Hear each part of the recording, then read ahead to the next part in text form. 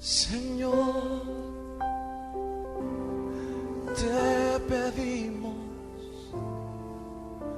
que vuelvas a hablarnos. Señor, anhelamos escuchar tu voz otra vez. Háblanos, oh Señor, que tus palabras nos quemen, que tus palabras nos quemen con el fuego santo.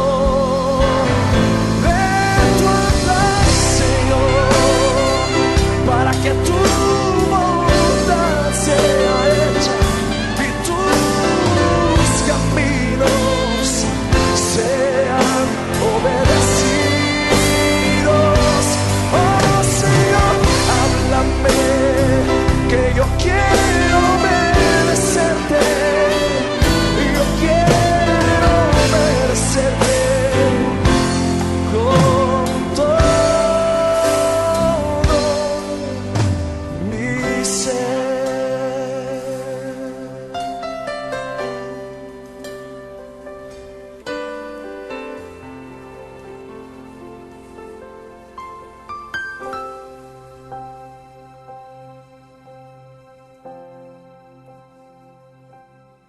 Vamos a compartir un mensaje más sobre esta serie que estamos compartiendo sobre el poder de las acciones.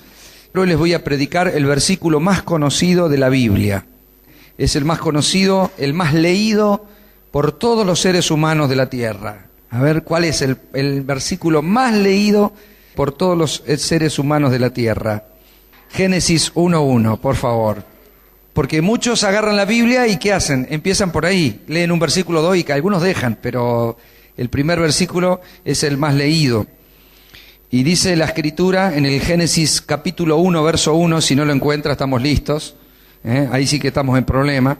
Pero si usted lo encuentra, dice, en el principio creó Dios los cielos y la tierra. ¿Amén? Bueno, de eso les voy a predicar esta noche. Ese va a ser el mensaje sobre el poder de las acciones. Y él lleva como título este mensaje que les quiero compartir, las acciones del Padre. Diga conmigo, las acciones del Padre. Nosotros estuvimos viendo que nuestra vida tiene que ser una vida de protagonismo en las acciones. Por eso llevamos todo a una relación de película y dijimos, es necesario que seamos protagonistas de nuestra vida y no actores secundarios, sino que entendamos que hay cosas en las que tenemos que activar y tenemos que accionar, porque si el justo por la fe vive, lo que está diciendo el Señor es que la fe sin obras es muerta, no existe. Para poder demostrar que tengo fe, tengo que tener acciones, porque acciones no son para tener fe, acciones son el resultado de la fe. Como tengo fe, tengo acciones. Si no tuviera fe, no tendría acciones. Por eso la fe y las acciones van juntas y son tan importantes. Ahora, también dijimos que el cielo se mueve a nuestro favor cuando nosotros accionamos en la tierra, que nuestras acciones producen detonantes que son explosivos y mueven el cielo a nuestro favor. Por eso hablamos de la importancia del ejército de Dios, de los ángeles del Señor, y hablamos de cómo los carros de fuego y los ejércitos celestiales se mueven a nuestro favor cuando nosotros golpeamos la tierra, el cielo se mueve a nuestro favor. Y ahora quiero que nosotros podamos ver reflejados en estos mensajes, tanto del Padre como del Hijo y el Espíritu Santo, que tocaremos en su momento, pero es necesario detectar las acciones del Padre, porque el Padre es protagonista y es un Dios de acción. Diga conmigo, un Dios de acción. Y cuando nosotros abrimos nuestra Biblia y encontramos que en el principio creó Dios los cielos y la tierra, es porque ya arrancó haciendo algo. Él es el creador. Entonces, Él nos enseña que si querés tener algo en la vida, vas a tener que accionar. Nadie consigue algo en la vida si no tiene acciones en su vida, ¿sí? Entonces tenemos que generar acciones para generar circunstancias o para generar recursos o para generar algo en la vida. Todo lo que vos no hagas, no lo hará otro por vos. Podrá hacer algo diferente, alguien podrá ocupar un lugar en el espacio que te correspondía a vos, pero nadie podrá ocupar tu persona. Es decir, si yo no estoy predicando acá, seguramente otro vendría a predicar, pero todo lo que yo no haga, nadie lo puede hacer por mí, ¿sí? Por mí, yo lo estaría perdiendo. estaría inactivo en algún lugar. Si me dice, bueno, yo me quedo en casa, hoy no hubiese predicado, y otro hubiese predicado, entonces alguien podría haber predicado en mi lugar, en este lugar, y podría haber compartido una palabra, pero nadie puede hacer por mí lo que me corresponde hacer a mí, yo me la hubiese perdido. ¿Me está comprendiendo? Entonces, todo lo que no hagas en la vida son acciones que vas a perderte, porque hay otros que las podrás hacer, pero ya no las hiciste vos. Y lo importante en la vida es ser personas de acción y ser protagonistas. Siempre te vas a quedar con la gana de haber hecho cosas para conseguir cosas. Y te vas a quedar con esa sensación de haber hecho cosas de más cuando te equivocaste. Pero es mejor equivocarse que no hacer nada. Una vida pasiva, una vida de aquel que no genera nada, que no tiene nada para recordar. Hay muchos que dicen, ¿qué querés que te pongamos en tu lápida el día que mueras? Y algunos no tienen nada para poner. Acá sigue descansando, No hay nada para poner, pero cuando sos persona de acción, indudablemente vas a afectar tu familia, vas a afectar tu entorno, vas a afectar tu gente que trabaja con vos, vas a afectar la iglesia, vas a afectar todo. El mundo espiritual y el mundo natural es afectado por gente que acciona. El que no hace nada, nada. Es como el pez. ¿Qué hace el pez? Nada. Algunos son como el pez, nada. Pero nosotros somos gente de acción, que tenemos que accionar. Y Dios nos demuestra que en la creación Él se puso en acción para desarrollar cosas. Ahora, ¿por qué voy a tomar la figura del Padre? Porque vamos a comprobar a través de los nombres y a través de los adjetivos calificativos que tiene la Biblia respecto del Padre, nos va a dar como resultado cuál es la característica del Padre, cuál es el carácter y cuáles han sido las acciones o el grado de acción que ha tenido el Padre. Y vamos a ver, y ojalá el Señor me dé la gracia y la elocuencia para poder llevarlos a la dimensión de poder comprender cómo es el Padre en sí y tomar ejemplo de Él. Porque un hijo siempre toma ejemplo de un padre. Amén. Cuando el padre es bueno y cuando el padre es correcto. Claro, hay hijos que toman ejemplo de un padre malo y entonces pueden salir torcidos, pero cuando el Padre es el Padre de gloria, el Dios todopoderoso, el Padre bueno, nos conviene tomar ejemplo de Él. Sabemos que tenemos su génesis y tenemos su esencia, porque Él cuando creó al hombre lo hizo a su imagen y semejanza. Imagen dijimos que tiene que ver con el espíritu, con las acciones que nosotros podemos desarrollar en nuestra vida, ¿sí? ¿Por qué? Porque en apariencia somos todos diferentes. Entonces, ¿cómo estamos hechos a imagen de Dios? Es que imagen son las acciones, porque las acciones son los que se ven. Entonces, cuando Jesús se acercaba a un enfermo, cuando Jesús sanaba a un leproso, resucitaba a un muerto o consolaba a una persona, lo que estaba haciendo era reflejando la imagen de Dios, ¿sí? ¿Cómo veo a Dios en una persona? Por sus acciones. ¿Cómo veo a Dios hoy en la iglesia? Por las acciones. Si la iglesia no tiene acciones que manifiesten a Dios, la tierra nunca va a ver a Dios, porque la iglesia tiene que manifestar a Dios. Y el mundo, la gente, no ha visto más porque la iglesia no ha mostrado más, lamentablemente. Tenemos que asumirlo, ¿sí?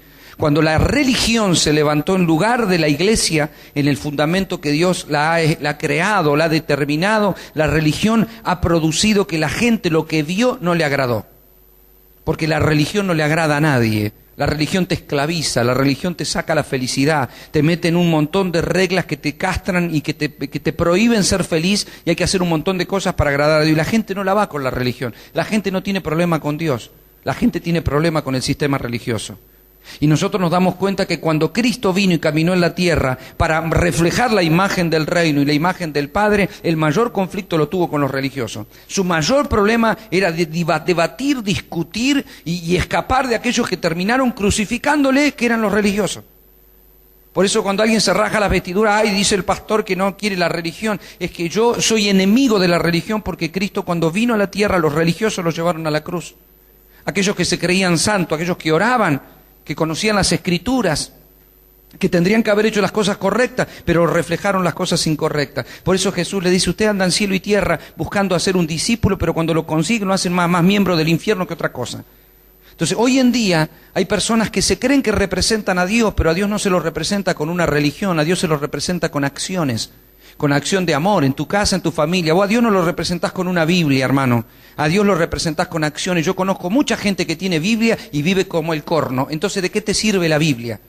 Mucha Biblia, pero son egoístas, orgullosos, vanidosos, Y tienen 70.000 actitudes que no reflejan a Dios, pero tienen Biblia. Entonces se creen los super salvos porque tienen Biblia. Entonces van a ir al cielo porque yo leo la Biblia y de mi Señor. ¿Y de qué sirve todo eso si cuando hay una persona que está enferma no sos capaz de acercarte a su cama? Cuando hay una persona que está necesitada o angustiada o triste, no sos capaz de acercarte para reflejar la imagen a través de las acciones. ¿Me está comprendiendo? Por eso las acciones tienen poder, porque las acciones son el espíritu que trae la palabra. Cuando nosotros leemos la Biblia, la misma Biblia dice, y debe ser el único libro en la tierra que dice que la letra mata. Porque si vos tenés que escribir un libro y de pronto lo tenés que editar y en la tapa del libro ponés cuidado porque la letra mata, no te lo lee nadie. ¿Sí o no? Pues si, ¿qué estoy leyendo? ¿Qué compré? ¿Un arma peligrosa? La Biblia dice que la letra mata, pero que el Espíritu vivifica. Y el Espíritu que fue soplado sobre nosotros es la imagen de Dios. Entonces, por eso las acciones tienen poder, porque mis acciones pueden hacer que mucha gente pueda ver a Dios, pero las palabras solamente, la letra solamente, no. Entonces yo puedo agarrar a bibliazo a todo el mundo para que se convierta, pero ese no es el asunto, sino las acciones que yo pueda demostrar y nosotros como iglesia podamos demostrar a la sociedad, a nuestro entorno, a nuestra familia, es lo que va a hacer que la gente pueda ver a Dios. No la letra, sino el espíritu que está en la palabra. Jesús, fíjense qué curioso, los religiosos que persiguieron a Cristo y le hicieron todos los problemas que le hicieron, venían a cuestionarlo con la letra en la mano. Porque está escrito, y porque está escrito, venían con la Biblia en la mano para cuestionarlo a Jesús, y Jesús dijo, yo soy el Verbo encarnado, y estos me están cuestionando. Estos creen que porque conocen las Escrituras me pueden cuestionar a mí, y yo soy las Escrituras. ¿Me está comprendiendo? Entonces quiere decir que ellos estaban ante las Escrituras, pero no se dieron cuenta, porque no vieron las acciones de Jesús. Por eso lo que vieron ellos era la letra, y buscando en la letra te podés equivocar, pero buscando en el Espíritu encontrarás las acciones correctas. Por eso las acciones tienen poder, diga conmigo, las acciones tienen poder. El Padre tiene poder en sus acciones y nos manifiesta a través de su vida, a través de sus acciones, el poder que ha preparado para nosotros como hijos. Pero las acciones son las que tienen el poder. Porque la palabra puede ser de Dios y sin embargo puede no funcionarte en nada a menos que descubras las acciones que pueden detonar la palabra.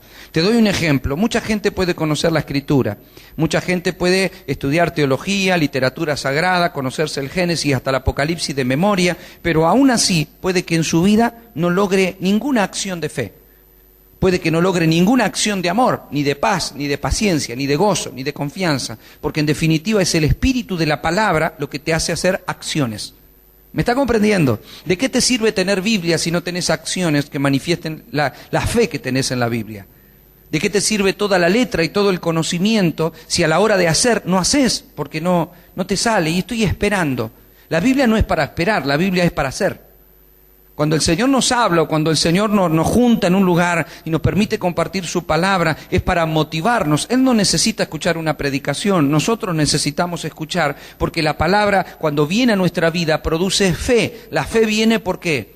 Viene por el oír y el oír por la palabra. Entonces cuando nosotros oímos la palabra se produce fe, pero ¿fe qué son?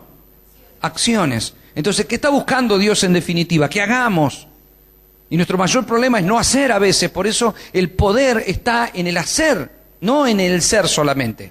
¿Me está comprendiendo? No en el escuchar, sino en el hacer, porque yo me puedo escuchar todos los sermones del mundo y si no hago, ¿de qué me sirve? ¿De qué sirve? ¿Me está comprendiendo? Hay multitudes que lo escuchaban a Jesús, pero muchas de esas multitudes no hicieron nada para seguirlo, para estar con él. Escuchaban. ¡Qué elocuencia! ¡Qué lindo que enseña! Él enseña con autoridad, no como los escribas. En definitiva, ¿de qué te sirve si no accionaste al verlo a Jesús, al estar con Él, al comer con Él o cuando viste hacer los milagros que Él hizo? ¿Me está comprendiendo, iglesia preciosa? Por eso, yo quiero que en primer lugar analicemos a través de la Escritura los nombres que por los cuales se da a conocer el Padre en la Biblia. ¿Y por qué por el nombre? Porque los nombres manifiestan el carácter de una persona. Nosotros tenemos, por ejemplo, hoy en día, muy desvirtuado lo que representan los nombres. La Biblia, cuando le ponían nombre a una persona, el nombre era un significado profundo de lo que esa persona era. Por eso vos encontrás más de una vez que Dios le cambiaba el nombre a una persona cuando lo superaba o lo pasaba a otra dimensión. Por ejemplo, Jacob era embustero, tramposo, embaucador, pero Dios le cambió el nombre y le puso Israel, príncipe de mi pueblo. Es decir, de embustero y de tramposo a príncipe del pueblo.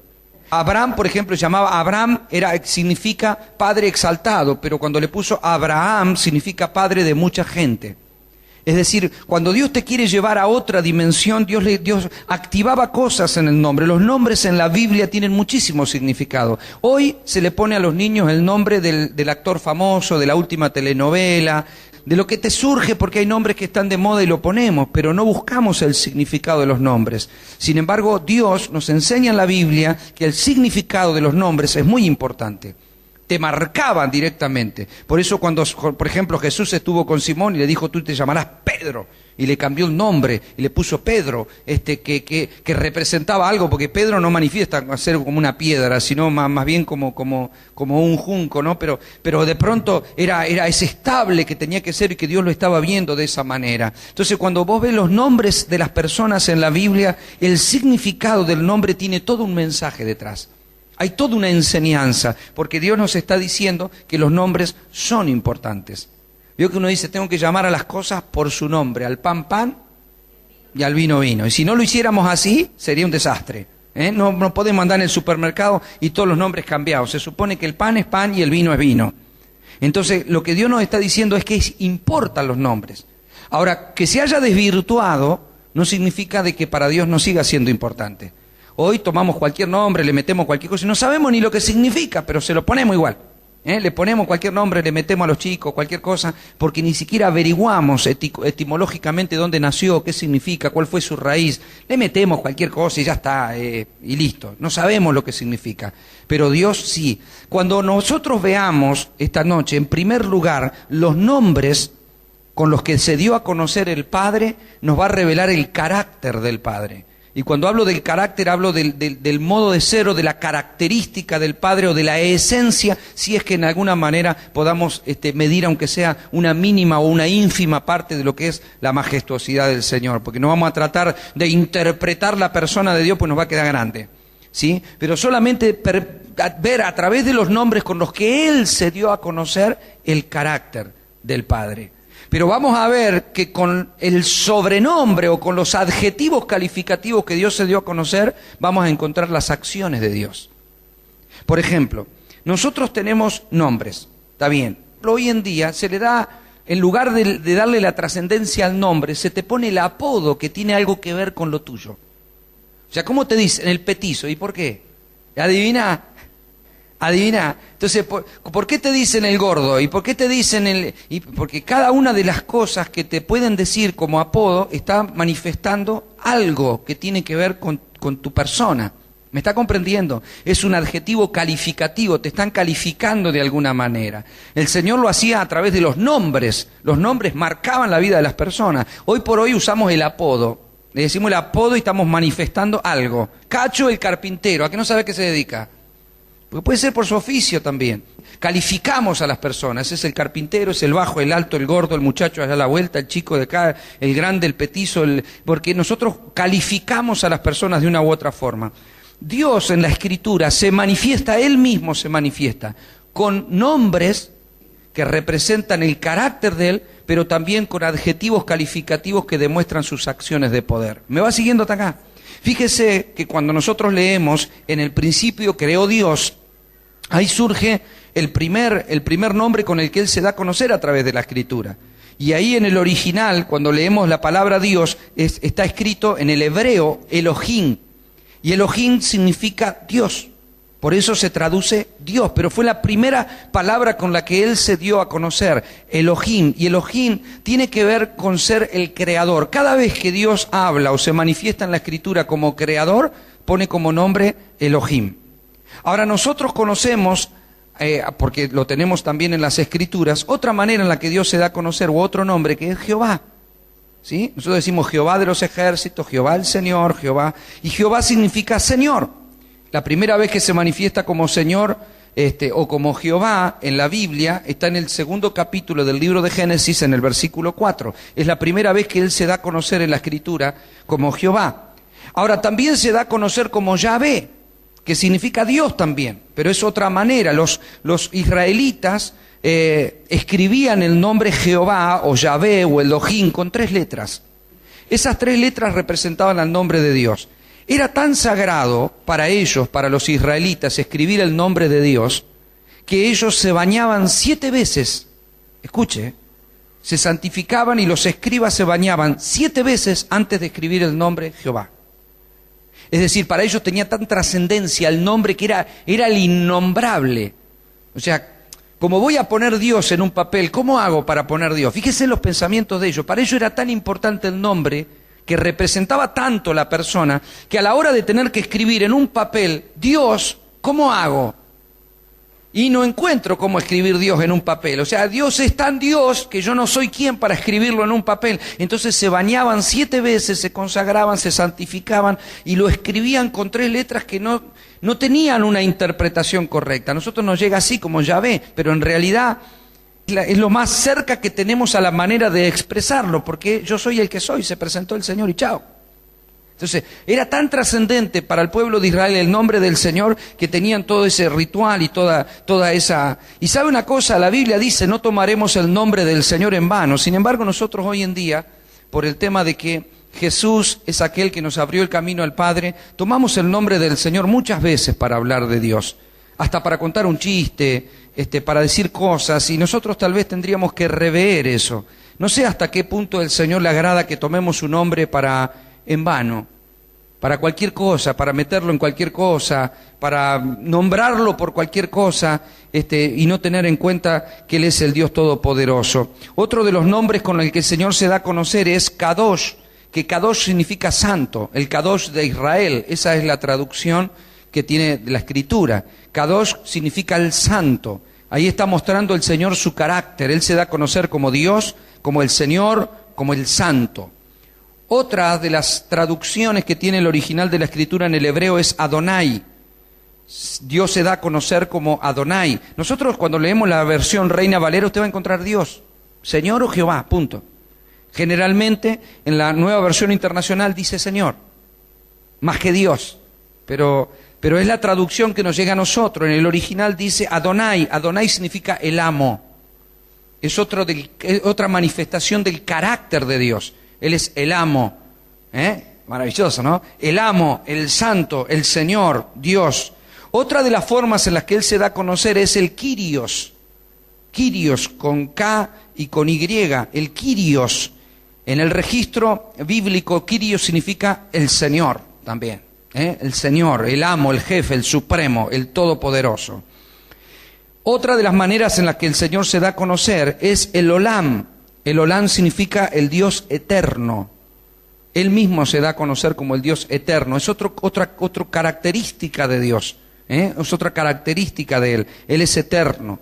Y otro de los nombres con los que Él se da a conocer es el Elión, que significa el más alto Dios que es exaltado por encima de los llamados dioses. Es decir, el Elión quiere decir algo así como que Él es el más exaltado de todos los que se dicen que son dioses, pero no lo son.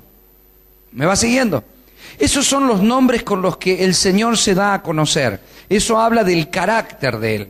Si una persona tuviera un nombre que representara su figura, tendría que estar manifestando lo que Él es a través de sus nombres. ¿Me está comprendiendo? Dios, Él mismo, se dio a conocer de esa manera, como el Señor, como Dios, como el Santo. Él no anda tratando, cuando uno abre la Biblia y empieza a leer, Dios no anda tratando de explicar quién es Dios, ni trata de explicarle a la gente de dónde salió y cómo fue todo, porque esos son pensamientos carnales y humanos, pero Dios no comienza la Biblia tratando de explicarte de dónde salió Él, ni quién es Dios. No, Él te dice, en el principio creó Dios los cielos y la tierra, punto. La Biblia no contiene toda la historia del universo, la Biblia contiene la historia que nosotros necesitamos saber. Por eso cuando dice en el principio, no dice cuándo fue el principio. Creó Dios los cielos y la tierra. Y luego dice el segundo versículo, y la tierra estaba desordenada y vacía. No se sabe qué pasó, cómo se desordenó, pero Dios no crea nada desordenado y vacío. Lo que se entiende es que entre el primer versículo y el segundo versículo pueden haber pasado miles de años y miles de circunstancias. Porque Dios no te cuenta en la Biblia toda la historia. Por eso no te cuenta qué pasó con los dinosaurios, porque te cuenta lo que vos necesitás saber. Entonces lo demás saca conclusiones vos, pero yo quiero decirle que en el libro de Jeremías, por ejemplo, habla de toda una civilización preadámica. Está bien que luego desapareció y no me importa a mí, yo no me voy a poner a analizar qué pasó antes de Adán, porque lo que le interesa a Dios es mostrarme esta etapa que yo estoy viviendo. Si Dios es eterno, vaya a saber cuántas cosas hizo y cómo las hizo. No es mi problema, Dios no puede escribir un libro para contarme todo lo que es Él. ¿Me está comprendiendo? Él en la Biblia me resume lo que a mí me sirve. Imagínense que hay cosas que se las reveló a Moisés en la creación, porque los 5 primeros libros de la Biblia los escribió Moisés. Imagínense que Moisés iba en el desierto sacando a la gente de la esclavitud de Egipto para llevarlo a la tierra prometida, y ahí el Señor le empezó a revelar el Génesis, cosas que pasaron muchos años atrás. Y Dios no le especificó cosas, porque Dios no trata de hacer lo que nosotros queremos hacer y explicar qué es Dios. A ver, ¿y Dios de dónde salió? Esto es explicación carnal y humana, pero Dios no se presenta más que como Dios, Señor, el Santo, el Amo, el Jefe. ¿Me está comprendiendo? Ese es el carácter que Él muestra. Ahora en la Biblia, Él permitió, Él habló y Él se expresó por medio de su Espíritu Santo poniéndose adjetivos calificativos. Y en estos adjetivos vamos a encontrar las acciones poderosas de Dios. Nosotros ya sabemos que Dios, es el Señor, es el Santo, es el Amo, es el Jefe, ¿sí? Hasta acá vamos bárbaro. Pero hay adjetivos calificativos que Él se dio a esos nombres, ¿sí? Que nos muestran las acciones de Dios. Por ejemplo, hay un adjetivo calificativo que nosotros lo estuvimos y dimos toda una serie respecto de esto, que es Jehová el Shaddai, ¿sí? El Shaddai es el todopoderoso, es el que hace todo lo que quiere. Eso es lo que significa el Shaddai. Shaddai significa el que hace todo lo que quiere. ¿Qué quiere decir eso? Acciones, diga conmigo, acciones.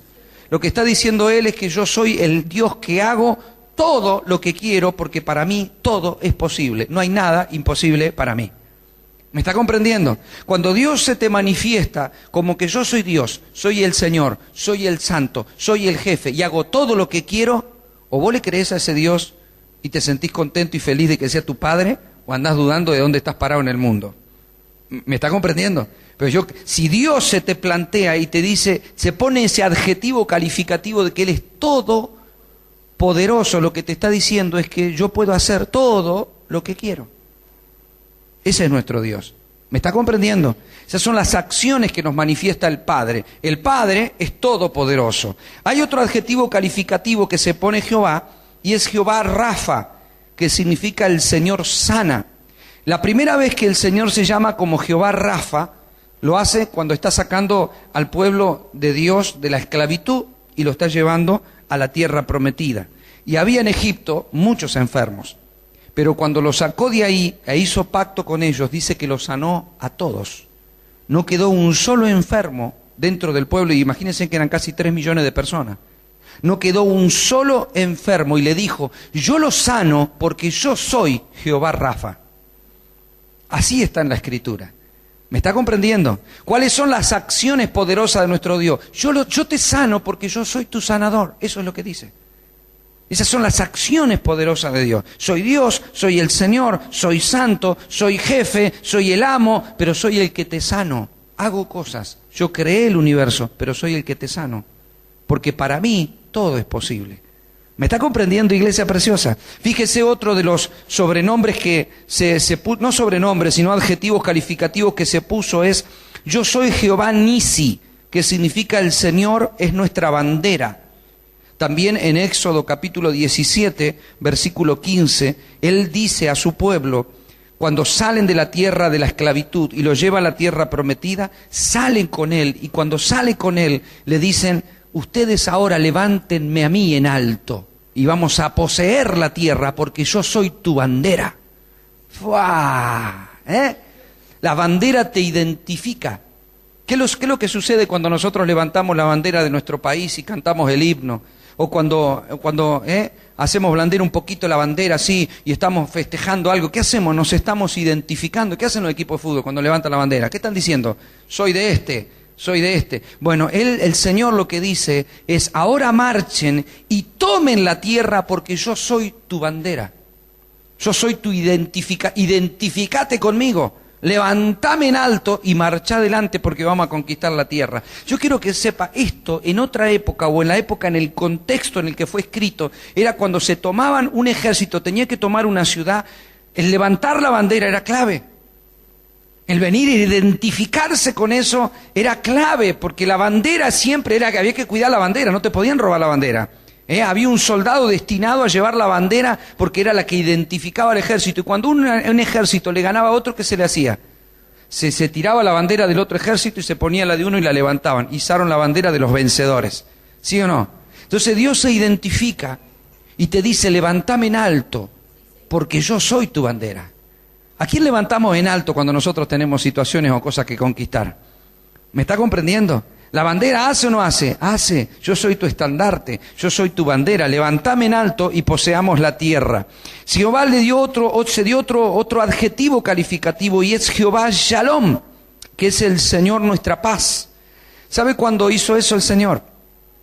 Cuando el pueblo llegó a entrar a la tierra y poseyeron Jericó. ¿Se acuerda cuando tuvieron que tomar Jericó, que rodearon Jericó y cayeron los muros de Jericó y conquistaron la tierra? Por primera vez tuvieron una victoria. El Señor les dijo, ahora descansen en la tierra que yo les di, porque yo soy Jehová tu paz.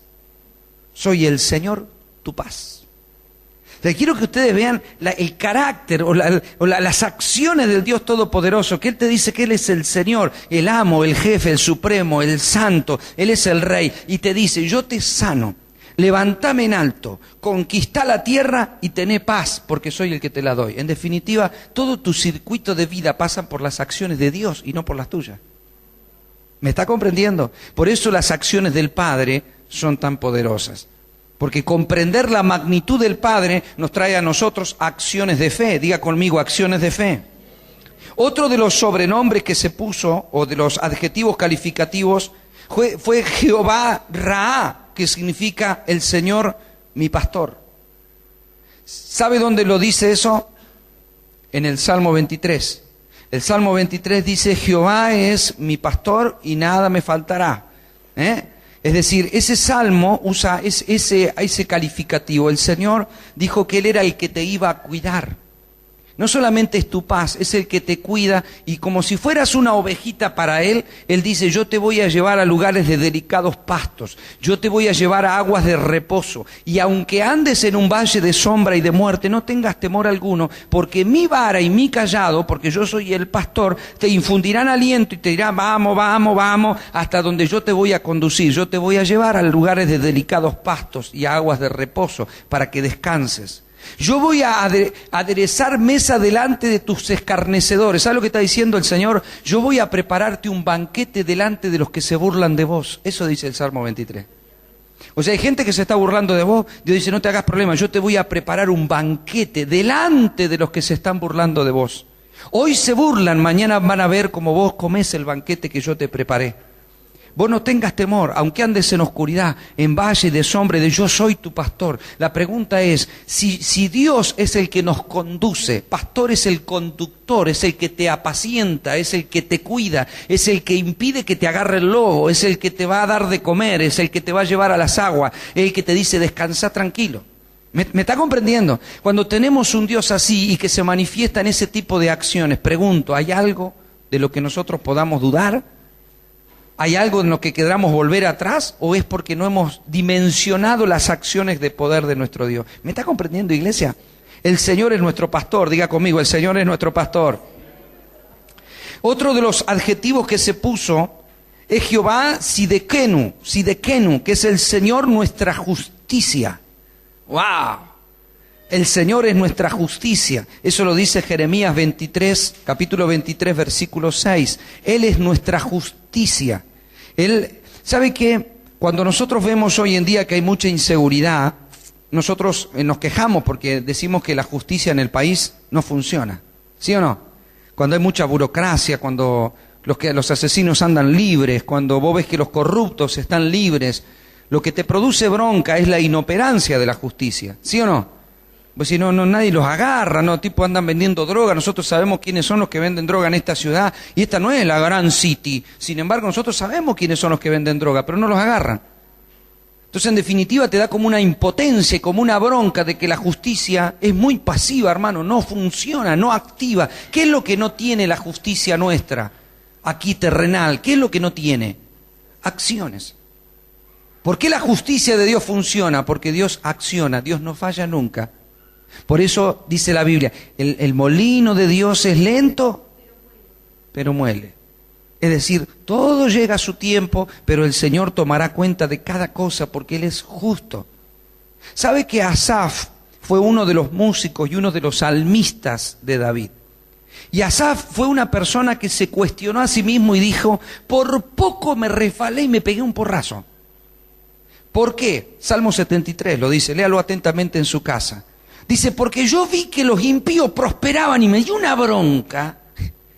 Y usted lo va a encontrar que lo dice con otras palabras, pero su problema es, casi me caí, porque la bronca que me dio ver que otros que deshonran a Dios, que no le importa nada lo de Dios, prosperaban. Y les iba bien, y andaban con su 4x4 y su hermosa casa, y yo, dice Asaf, que cantaba salmos, nada. Entonces me dio bronca y casi tropecé por eso, hasta que entrando en el santuario, me di cuenta del privilegio de estar en la presencia del Señor. Me di cuenta que yo tengo lo que ellos no tienen y que prosperidad es contar con la presencia de mi Señor. ¿Me está comprendiendo, iglesia? Lo que vio Asaf es a un Dios todopoderoso que los demás no vieron, pero que creían que estaban bien porque tenían cosas. En definitiva, lo que yo quiero decirte es que cuando nosotros nos cuestionamos si Dios es justo o es injusto por lo que está pasando en este mundo, es justo que algunos tengan tanto y otros pocos que tienen mucho y unos muchos que no tienen nada. Es justo que pase lo que pase. Y no es justo para nuestra vida o para nuestra sociedad, pero quiero decirte algo, en la justicia de Dios todo llega. En la justicia de Dios todo llega.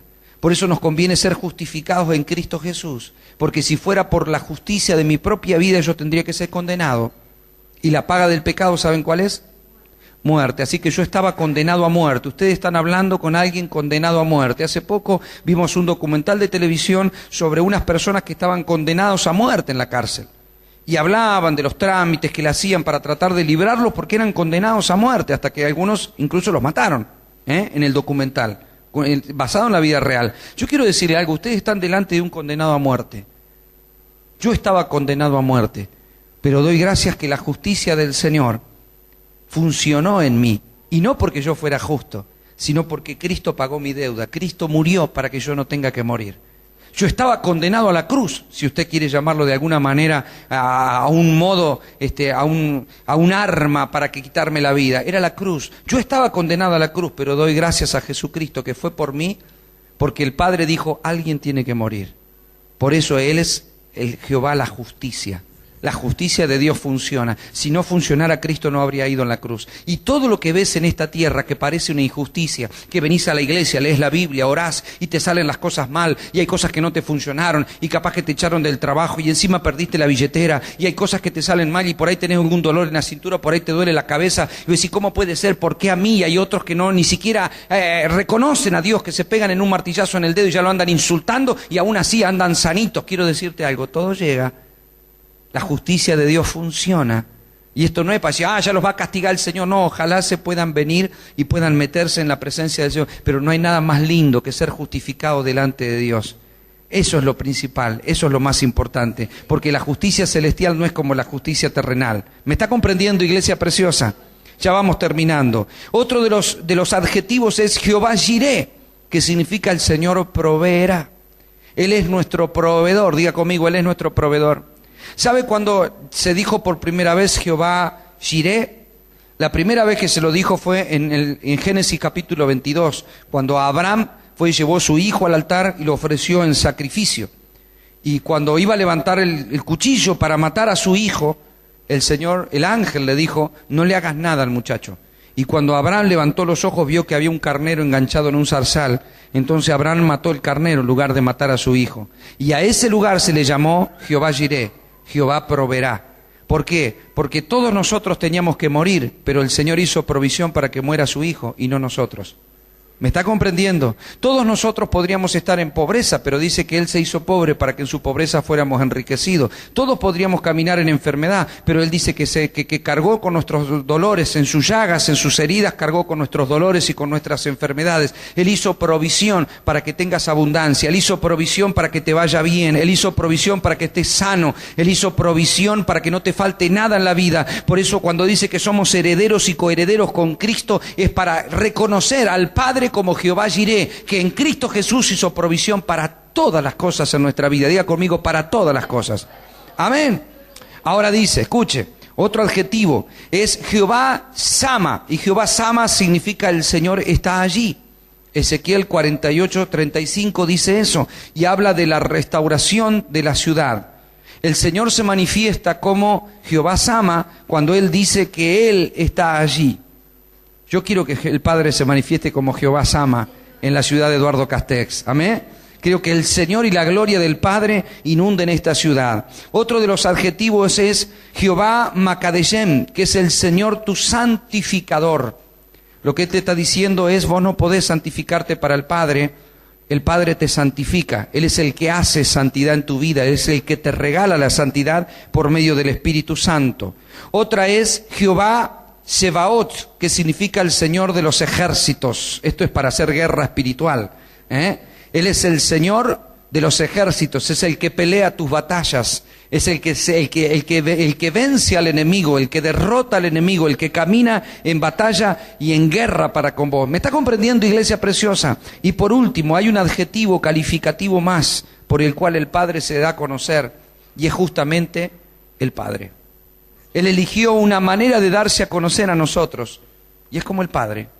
Jesús habló del Padre y lo presentó a Jehová. ¿Saben por qué los religiosos de la época y los judíos tuvieron tanto conflicto en su cabeza?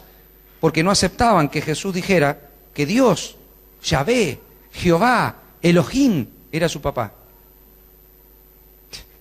No le cerraron, no. Cuando Él dijo, Dios es mi papá, no, lo querían matar, lo llevaron a una montaña y lo quisieron tirar allá arriba. Lo último puede decir, Dios, tu papá, no, que es blasfemia, dice que es el Hijo de Dios, lo único que faltaba.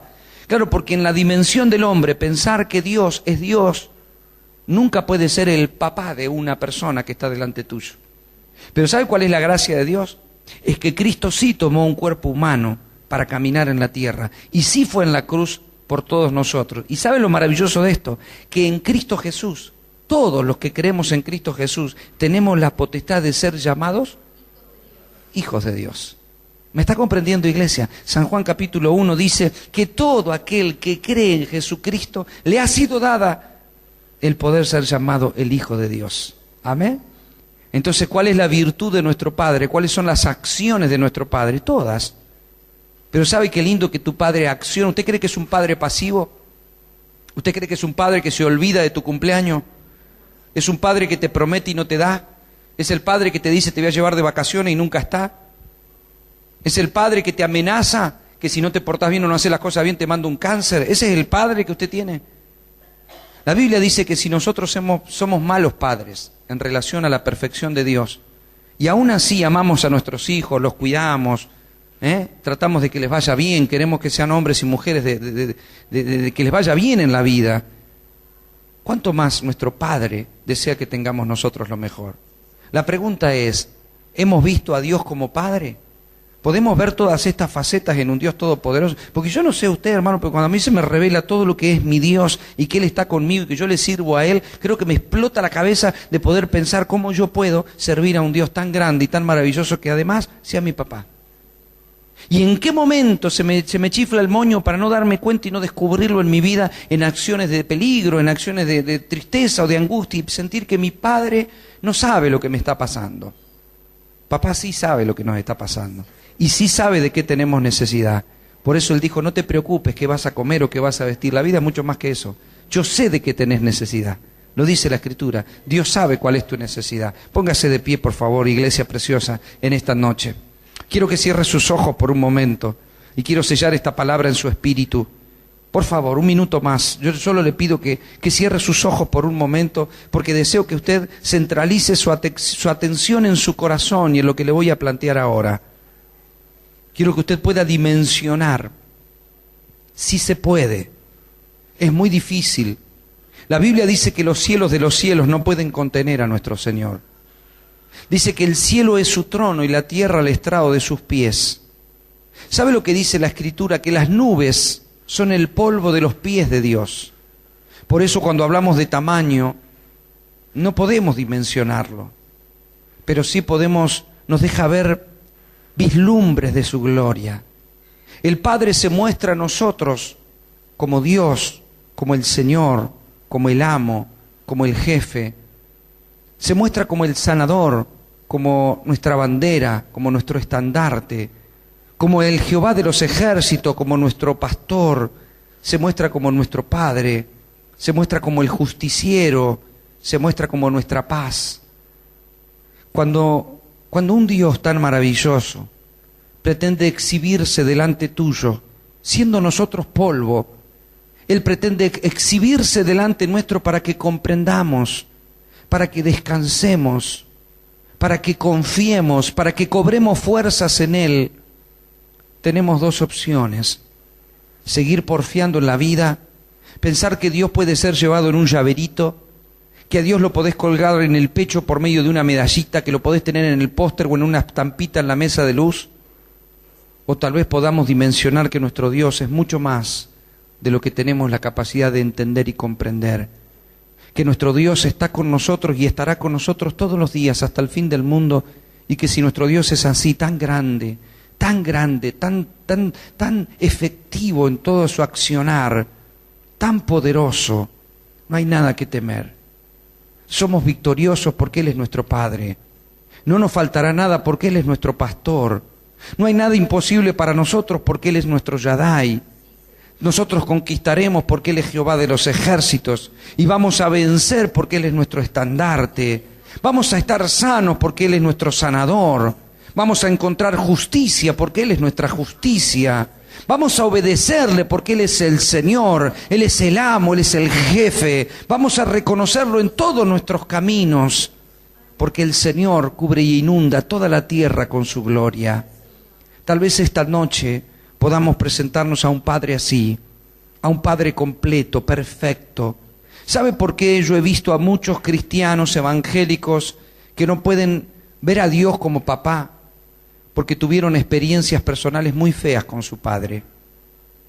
Y cuando no tuviste la figura de un padre que te represente, es muy difícil decirle a Dios papá. Si tu papá nunca estuvo, vas a tener la tendencia a creer que tu Dios no va a estar. Si tu papá te prometió cosas pero no te la dio, vas a tener la tendencia de pensar que tu Padre Celestial te dice cosas que no va a cumplir. Si tu papá te insultó, o te pegó, o te abusó física o verbalmente, vas a tener la tendencia de pensar que tu Dios como Padre no es tan bueno. Tal vez le tengas respeto, pero no amor. Y yo quiero decirte algo: tenés que redimir la palabra papá en esta noche. Yo tengo, así como la pastora tuvo este sentir de reconciliarnos con el Espíritu, yo voy a pedirte, iglesia, que te reconcilies con el nombre de papá. Porque tal vez tus padres nunca te dieron el cariño, tal vez tu padre nunca te abrazó y te dijo que te amaba, tal vez no fueron perfectos. Pero quiero decirte algo: nuestro Padre Celestial sí es perfecto. Nuestro papá no es abusivo, no es abandónico. Nuestro Padre Celestial es un Padre de amor que quiere que alguna vez te dejes abrazar. A veces somos ariscos al abrazo de papá. Y cuando Él nos llama a estar en adoración y a dejarnos amar, es porque como Padre Él desea acurrucarnos en sus brazos, Él desea brindarnos amor. Y nosotros en algún lugar de la vida es como que nos deshacemos de eso. No nos damos cuenta, no lo reconocemos. Y yo quiero decirte, iglesia, que esta noche el Espíritu Santo me dicta de que nos recuperemos, que redimamos a Dios como papá.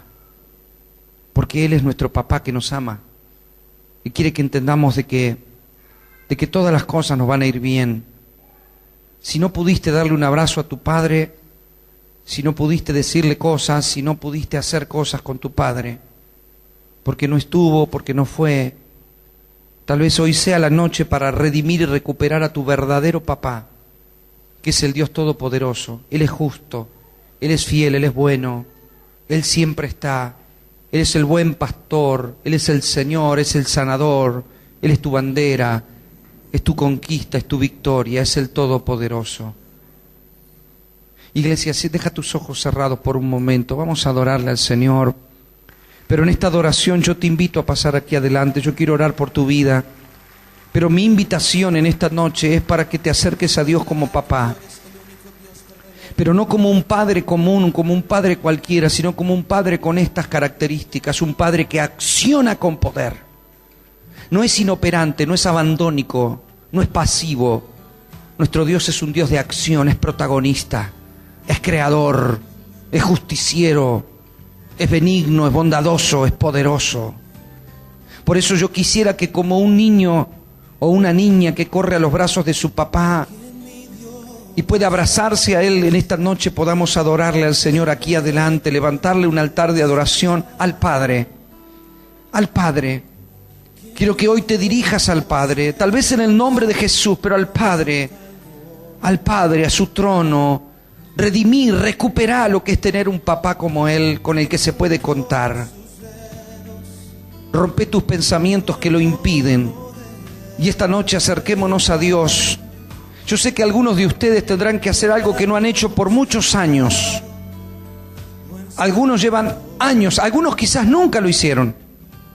Acercarse a su Padre y poder dejarse amar por su Padre y decirle que les ama. Yo le voy a pedir que si el Espíritu logra esto en tu espíritu, pases aquí adelante.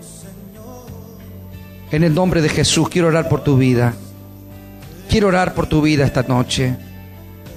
Quiero que recuperes el abrazo del Padre, el amor del Padre, el que todo lo sabe, el que te cuida, el que te ama, el que te dice tu vida va a cambiar, yo estaré contigo, te voy a ayudar, te voy a levantar, te voy a conducir a lugares de delicados pastos, junto a aguas de reposo, te voy a pastorear, te voy a poner entre algodones, ya nadie podrá dañarte porque yo soy tu papá y te defiendo, porque yo estoy contigo todos los días hasta el fin del mundo.